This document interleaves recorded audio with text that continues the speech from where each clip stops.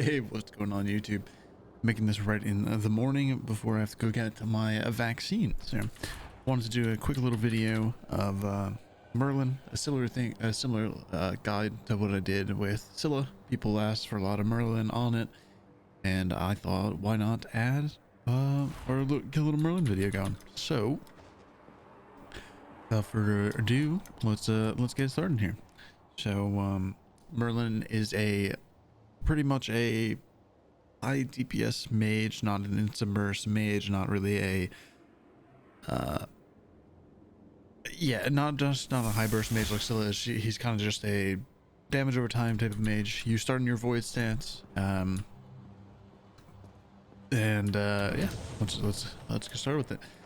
So Merlin's passive: every single time you use an ability, you get an enhanced auto attack that increases your damage done. You can get up to 3 of those. So if you use 3 abilities, your next auto attack is going to do more damage, as I can show you. So this is a normal auto attack, 49 damage. If I use my one, if I auto, I do 11 extra damage on it. It's an enhanced auto that also applies item effects like Polynomicon, Soul Gem, Soul Reaver, E-Staff, and items like that. So your one is a big AoE. Put everything in normal cast once again. Okay, so Merlin 1 is a big AoE circle that goes out. Merlin's Void 1, I should say. Big AoE circle that goes out slow, but it does a lot of damage as it hits people around them. And as long as you get hit by this first tick, here, let me.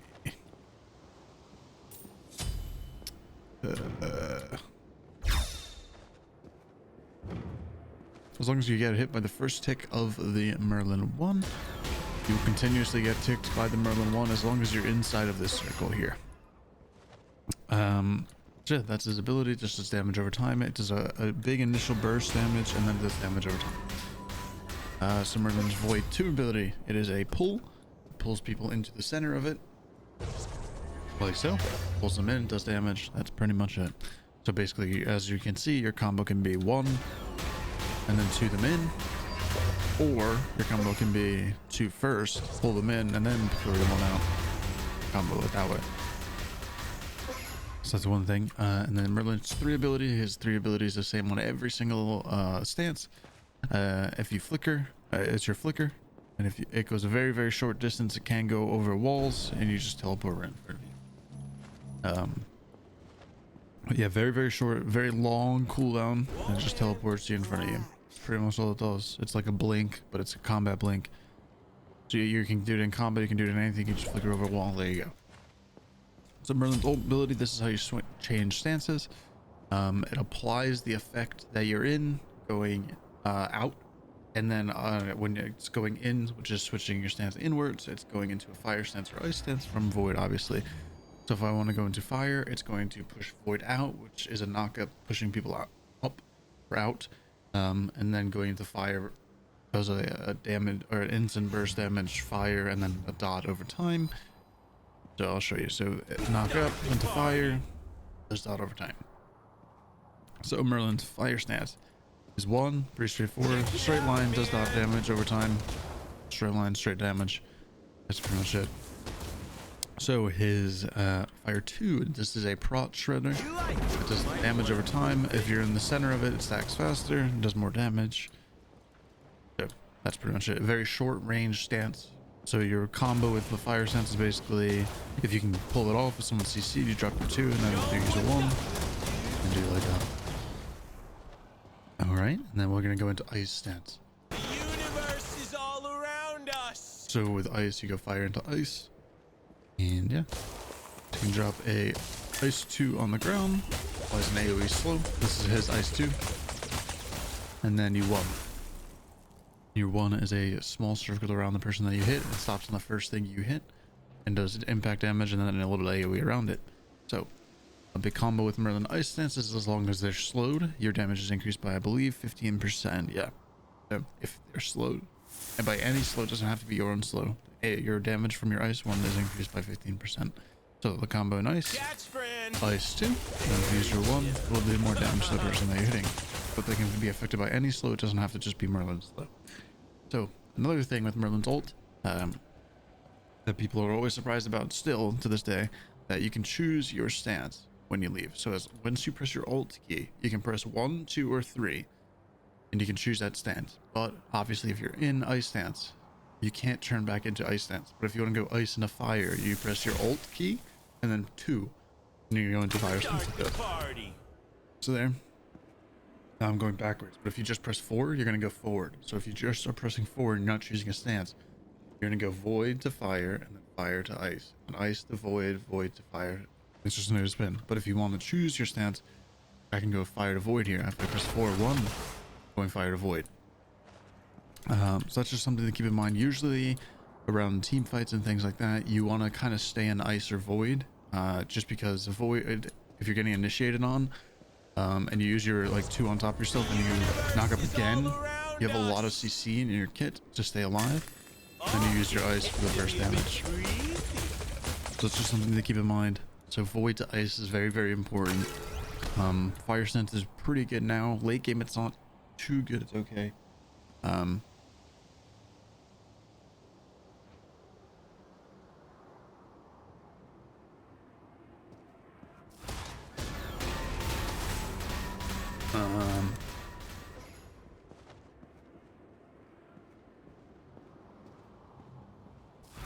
Go with the flow, man.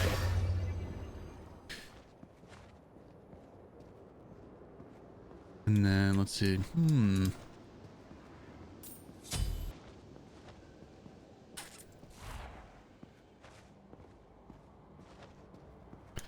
So with Merlin, you want to max your 1 into your 2, and then put points in your ult when you can. Max your 3 and your ult. Max your points in your 3, reduces teleport. Reduces the teleport like CD. Oh, sorry, some Haddox was in the background talking to me. That was again trolled a little bit. All right. So you want to max your 1 first. Your 1's kind of your best in any stance. So you can argue that here. Let me see. So if you're starting an ice stance in the beginning of the game, and obviously if you all your buttons like this, if you're in ice stance at the beginning of the game, you put 3 points in your ice 2, and this is pretty much going to be your main stance when you're doing this. The purpose of this is that it helps you with clear. Helps you with clear. It's better than like your void 1 stance because you can 2 and then run away. Obviously I don't have items to clear, but if I had an item it would have full cleared and then I can leave. But after you put 2, you can put 2 points or 3 points in your ice 2, it depends, and then you max your 1 after. While putting points in your ult, max your 2, put another point in your ult, max your 3, put points in your ult. That's pretty much the path that you want to go in. It depends on what stance you're in. So yeah, that's pretty much the basics. Not really a lot of like some combos are so if you're in void stance, this is usually the stance you want to stay in. If you're getting here, let's use the knock-up gun. So if you're getting engaged on in like a team fight, for example, if you're getting engaged on in a team fight and you use your abilities per se, he's diving you. So sometimes, or most of the time, using your ice stance and knocking them up, and then let me show you that again. So if they're slowed from the ice stance, like I want to shotgun use my wand and kill them basically. I don't know if that really makes too much sense. I kind of messed up the wording there. So if I'm getting initiated on, my most damage is going to be from the ice transform and then 1 again, because the ice transform applies a slow onto them, which increases my 1 damage by 15%. So I'm going to 1 right after doing that much damage. Yeah, that's pretty much the only combo. If you're stuck in ice stance, I guess. If you're stuck in ice stance and you're getting engaged on, you can swap to void, knock them up, and then push them back. 2-1, so you pull them away from you. And then yeah, your fire stance is kind of iffy in fire stance, to be honest.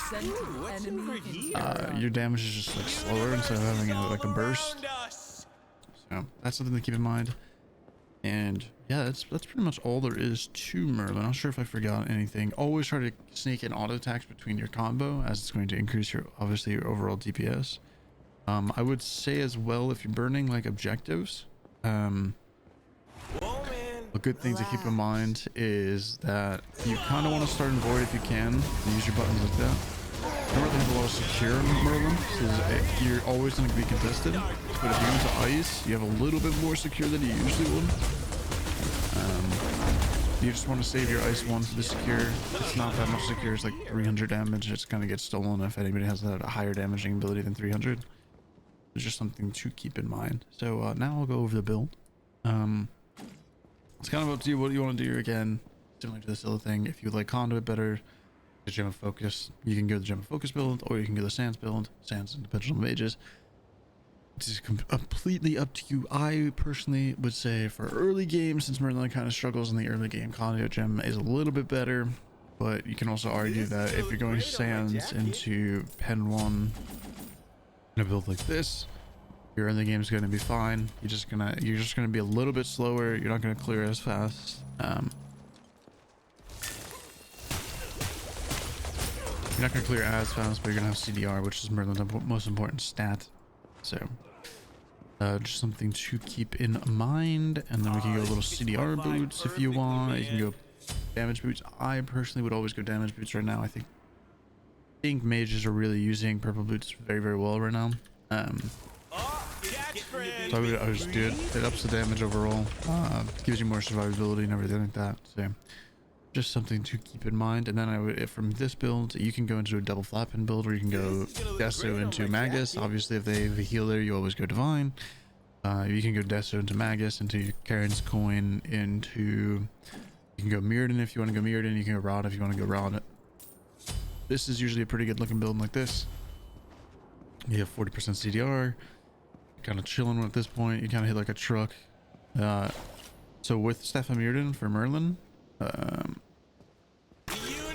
in the wrong stance for it, but so Void 1, you can apply it here, but if you Void 1 again, it's going to despawn the other Void 1. So just something to keep in mind when you're using Stefan Mirrodin. But if you want just overall better flat damage outright, that's what your damage you're getting with Rod. That's overall going to be more like straight damage. If you don't want to go the flat pin build, oops, I would always go this. Okay.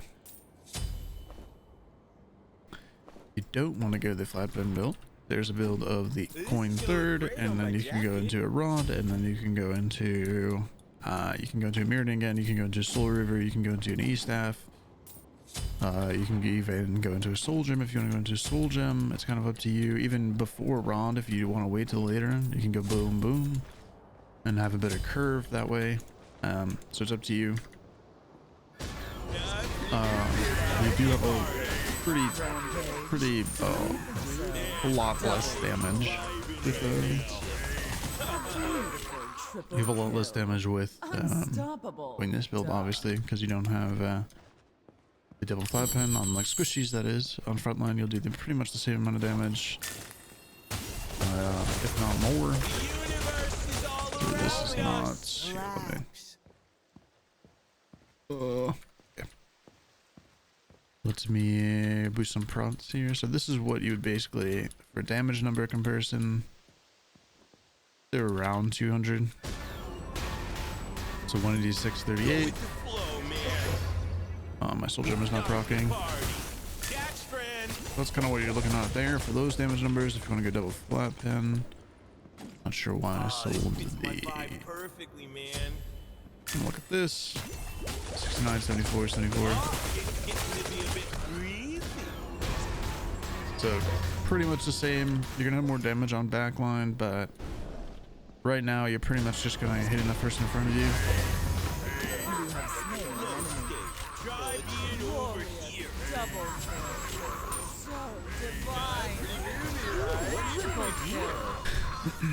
Yeah, so let's see, one big combo I think that I forgot to go over is if you're getting all in, or if you're looking to all in someone and you're in ice stance, you want to try to put your ice 2 on them, auto them, you go right into void and kill them. Kind of sucks he dies too fast. What's going on this guy? So if you're in void stance and you're gonna get all in, if you can get a 2 off and 1, you can go right into ice stance, slow them, and just auto in between every single time. You will kill them every time. That is if it's a squishy, obviously. You have a lot of damage output with this build on a squishy, so don't be afraid to just kill kill a squishy. So if you're in ice stance, you kind of sometimes can't really get your ice 2 off since the cast time is pretty long, and sometimes it's not even worth using your ice 2. So a big thing would be to just ice 1, get your auto off, switch into void, void 2 them, 1 them, and just kind of stand in your void if you can. And then if you have a wall that you can flicker over, we're still there. You can flicker over that way. Just keep in mind, like, everything in Merlin doesn't have very high mobility, but it has a lot of DPS. So just keep that in mind.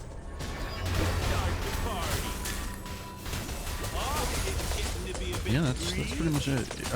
Early game, I would say you can use Fire Sense. Not really the best, just because, I mean, it is overtime. It takes quite a bit to get, like, out. And a big thing that Merlin has is that he can poke over walls. He's very, very good at poking over walls and doing damage over walls to people. Obviously, you want to stay in void for the most part, because obviously I can't one through a wall. Nice one. But definitely want to be doing damage over time, or damage over walls and stuff like that. Merlin is a very good carry to play with your backline. Playing with your backline, he's very, very good at just sticking with them and killing the person that's right in front of them. And yeah, that's pretty much it. For your actives, obviously don't go that. Just go Shell or Aegis. If you're against a auto attacker, that being Baka, Arachne, Pele, some other guys that I'm probably gonna forget, go into a Shell and upgrade your Shell as soon as possible. If you don't, then go in Aegis. And yeah, that's pretty much over the overall of Merlin. Sorry if it's a little bit messier. I'm still getting used to doing this style and how this style works and everything like that. So apologies if it's a little bit messy. Try to make them better and everything like that. I'm kind of in a rush as well. So yeah, that's pretty much it. I hope you guys enjoyed the video. If you guys think I missed anything, please put it in the comments below. Also comment below what guys you would like to see next, and I'll try to do another one for them. I'm also going to do more play-by-plays and everything like that, because it seems as everybody enjoys them. So if you want to see a certain type of play-by-play or anything like that, make sure to comment below as well, and don't forget to sub and hit the notification bell. And yeah, that is it. Hope you guys have a fantastic rest of your day, and I'll see you guys in the next one. Bye.